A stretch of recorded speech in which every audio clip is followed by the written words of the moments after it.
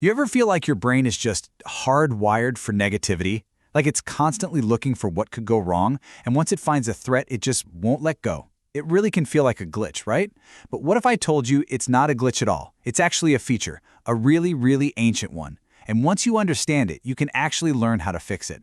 Let's start with a feeling I'm pretty sure we've all had.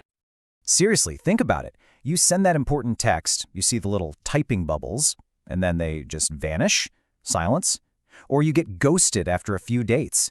That feeling you get deep in the pit of your stomach, that's not just in your head. It can feel like a real physical punch to the gut. So why does a modern social snub feel as real as an actual injury? Well, the answer has absolutely nothing to do with your phone or dating apps or any of that. It's buried deep, deep inside of your brain's most primitive operating system, a system that was coded millions of years ago with one simple, powerful directive: survive. Okay, so to really get this, we need to meet the part of our brain that's running this ancient survival software. You can think of it as our built-in and, frankly, totally oversensitive alarm system. This is the amygdala, and the best way to think about it is as your brain's smoke detector. Now, it's not a smart smoke detector. It can't tell the difference between you burning the toast and the whole house being on fire. Its only job is to shriek danger at the slightest hint of trouble. And for our amygdala, the single biggest, scariest, most terrifying threat of all?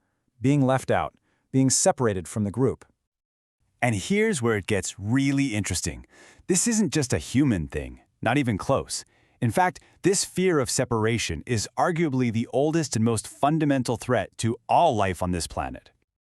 You see, all of life, when you boil it down, is this constant dance between two huge forces. On one side, you've got the separation challenge. That's the world of threats, scarcity, and isolation. But on the other side, we have the attachment solution, which is all about finding safety, connection, and cooperation. It's simple, really. To be alone is to be vulnerable. To be together is to be safe. And I want you to see just how deep this rule goes.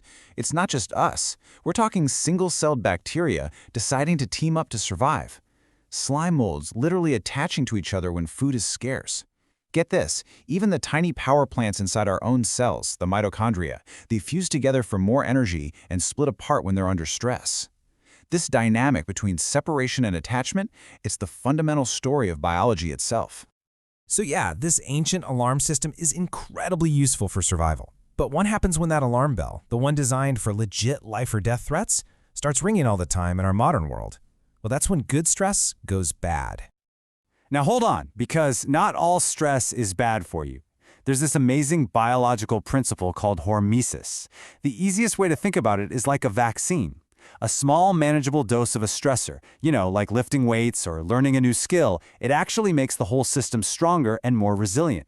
A little bit of stress is actually great for you. And you can actually see this relationship pretty clearly. If you have too little stress, you're just bored. You're not motivated. But if you get into that sweet spot right in the middle, that's where you hit peak performance. That's hormesis in action. The problem is, if you push too far for too long, you fall right off a cliff into overload, burnout, and impairment.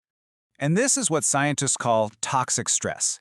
It's what happens when your amygdala's alarm system gets stuck in the on position and just won't shut off. This creates something called allostatic load, which is really just a sciencey term for the cumulative wear and tear that chronic stress puts on your body and your brain. It literally wears you down. And if you're thinking, well, that sounds bad, but it's probably pretty rare, think again. 64%. In a massive landmark study, that's the percentage of adults who reported at least one adverse childhood event, or ACE. We're talking about things like abuse, neglect, or serious dysfunction at home, all major drivers of toxic stress. This ancient glitch has very real, very widespread consequences today. And the long-term effects of all this allostatic load? They're serious. It can lead to things like chronic inflammation all over your body. It messes with our ability to regulate our emotions. It dramatically increases the risk for conditions like PTSD, and it makes us way more vulnerable to a whole list of chronic diseases. That alarm bell isn't just annoying, it's corrosive. But, and this is a huge but, here comes the hopeful part of the story. Because evolution didn't just give us a threat detector, no, it also gave us a powerful built-in solution. It gave us an evolutionary superpower. So let me introduce you to the hero of our story, the anterior cingulate cortex, or ACC. Now, if the amygdala is that panicky smoke detector, the ACC is the calm, cool, and collected firefighter who shows up to assess the situation. This is your brain's hub for social connection and empathy, and its most important job is to calm down the amygdala's fear signals. It's the part of your brain that whispers, hey, it's okay, we're safe, we're connected. And you know, this isn't some new age idea. John Bowlby, the founder of attachment theory, nailed this decades ago. He said that our natural habitat, the environment we are literally designed to thrive in, is one of secure connection. Think about that. Real safety isn't just the absence of a threat, it's the presence of connection. So here's the absolute key to all of this. We can actively train our brains. We can actually learn to quiet down that screaming amygdala by intentionally strengthening our ACC and our attachment system. It's like building a muscle. It really all comes down to a simple but incredibly powerful ratio. Your vulnerability to all that wear and tear, it's basically your toxic stress divided by your resilience. Now look, we can't always control the stressors that life throws at us, right? But we have a ton of control over that bottom number. We can always build our resilience. And here's the practical how-to part. It's a toolkit. First, practicing mindfulness helps you notice your amygdala's alarms without getting totally swept away by them. Second, nurturing your social support system, your friends, your family, that directly strengthens the attachment circuits in your ACC. And third, the boring but true basics. Good sleep, nutrition, and exercise. They give your brain the raw materials it needs to manage stress effectively. So if you remember one thing, let it be this. The goal is not to somehow create a life with zero stress. That's a fantasy.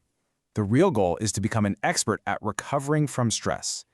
It's all about building up the strength of those attachment systems so that when the alarm bells of separation inevitably go off, you have the capacity to find your way back to safety and connection.